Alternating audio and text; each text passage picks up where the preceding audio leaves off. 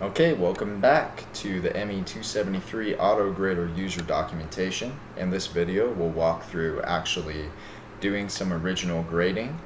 And yeah, so in the previous video, I showed you where you can run the program from. In this video, let's go ahead, just as a recap, you find main, you hit run. And here we are. This is the GUI for the ME273 autograder. I did not make this GUI super flexible or dynamically compatible with different screen sizes, so I apologize if you're unable to see the whole thing. That will be a bug that will need to be fixed. So over here we have two main panels. There's the lab settings and the lab parts. That should be basically called the lab part settings. So as you remember from this slide right here, our lab is our top level assignment, and it can have up to 5 parts underneath it that are all contained within that, and each part is going to be evaluated on the code, header, and comments. So for our example, we are going to use Winter 2018's Lab 9, which is solving differential equations. We will use 3 of those parts, Euler, Heim, and RK4, to demonstrate how to do original grading. So from the Select Lab drop-down box, you will select the appropriate lab. These will already have been set up by another TA or by the instructor. This auto-populates the lab parts panel with the appropriate number of settings and the name for each of these lab sub-assignments here. It also auto-populates the due date. This default due date is set as Monday, March 26th, 2018 at 4:00 p.m.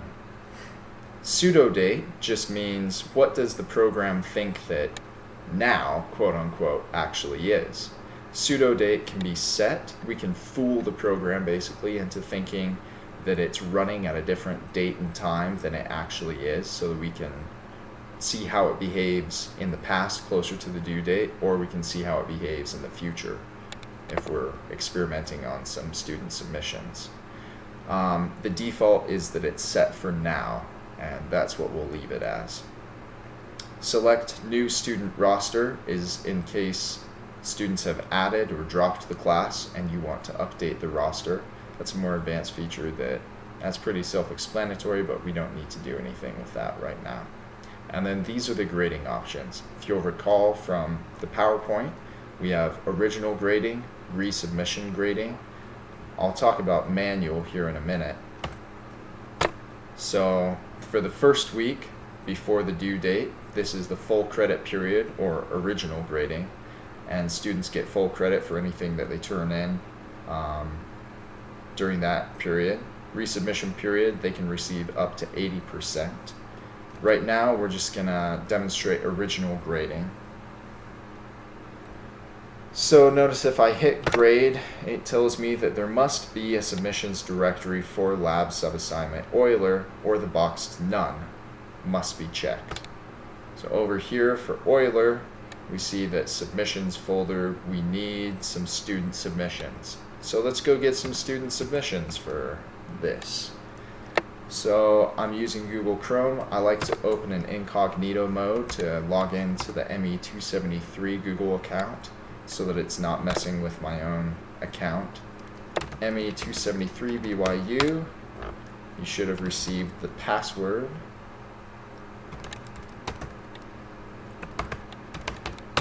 From the instructor, and here we are. Okay, so the file structure might be a little bit different. Your instructor will have to coach you, but going off of Winter 2018, here we have labs, Lab 9, and Lab 9 file responses. I'm going to download Euler, Heim, and RK4 file responses. Download, preparing to download, here it goes.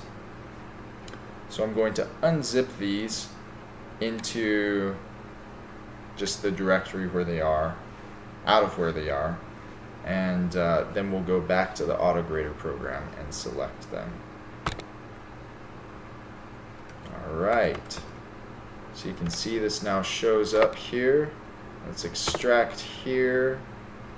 There we go. Alright, so now that I've got my file submissions on my computer, let's go select them. So I'll go to Pizza Slayer, Downloads, Drive Download, and Euler. Open up. Alright, we need to do the same thing for the other lab parts.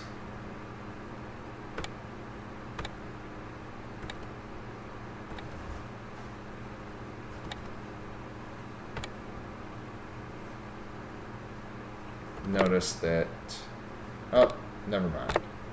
Forget what I was going to say.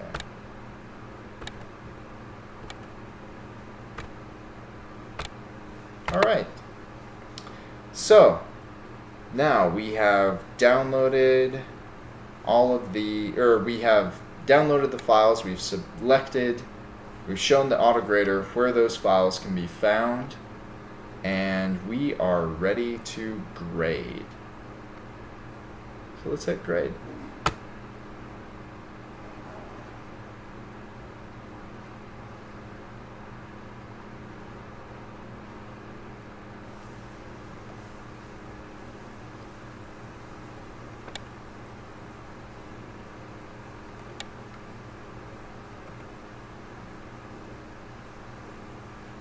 Nothing looks like it's happening, but it actually was. Notice that now it shows up saying it's busy grading. That looks like a bug. That should be showing up a little earlier. It might be because I'm using this screen capture program right now. It's just kind of messing with the timing. So, checkpoint. Do you want to accept this grading effort? Now, if I select no, basically this is some future implementation. It's gonna show you a distribution of the scores for each of these lab parts, and you can tell really quickly whether one of your grading functions isn't working, for example, or whether you accidentally mixed up and selected Hoyne submissions for Euler or Euler for Hoyne, if that's how you pronounce such a name.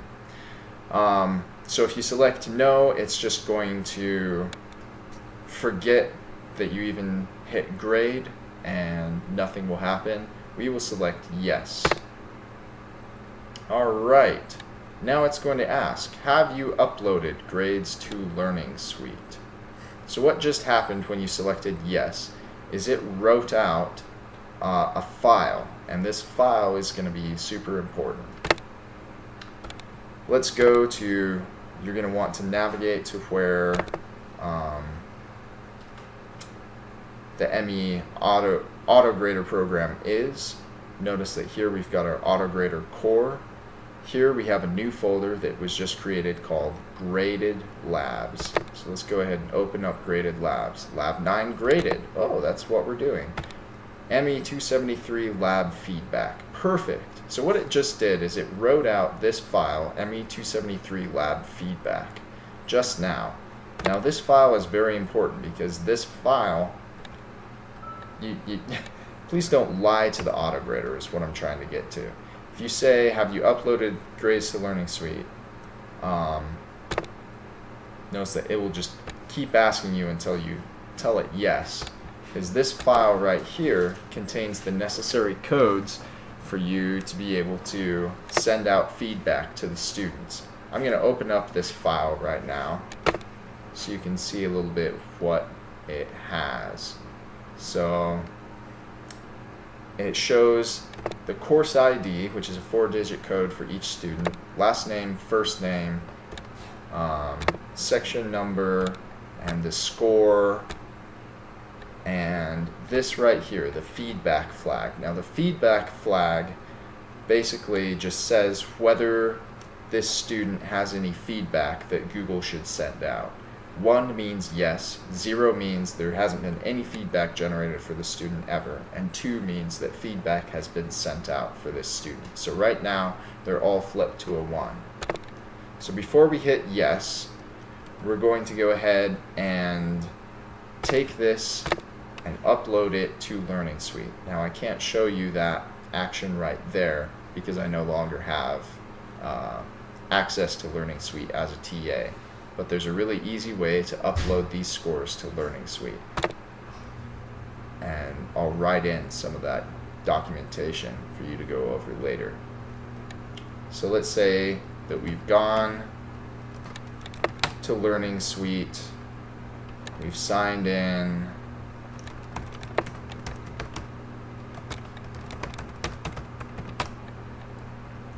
we've selected our course. I don't have any courses because I just graduated, suckers. And we've uploaded this file. So we'll come back here, we'll say, yes, I've uploaded grades. Have you uploaded to Google Drive and sent out feedback? Now, this is another place where you don't want to just say yes if you haven't done it. Because as soon as you say yes, it will delete this file. And then you'll have to watch another video to figure out how to correct your mistake. What you want to do is, remember we have our Google Drive open here for ME273. We go to ME273 feedback, and we're going to drag and drop this file into there.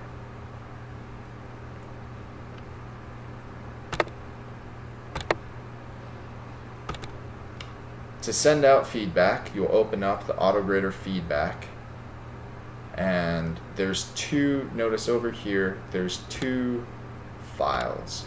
One is test, the other is main. Test has the function grading feedback test to make it a bit more obvious that it's a test. Main has grading feedback to make it a little less or a little more obvious that it's not a test. Depending on whether you're wanting to run a test or not, you will run the appropriate function. I'm going to run a test because obviously I don't want to spam everybody from winter 2018 with old feedback. I'm going to alter this test email for a second so that it will send it to my personal email instead of Dr. Cook's email. These variables up here allow you to alter how many test emails are sent out. For more detailed instructions on how to use this, read the documentation here at the top. And then you hit run.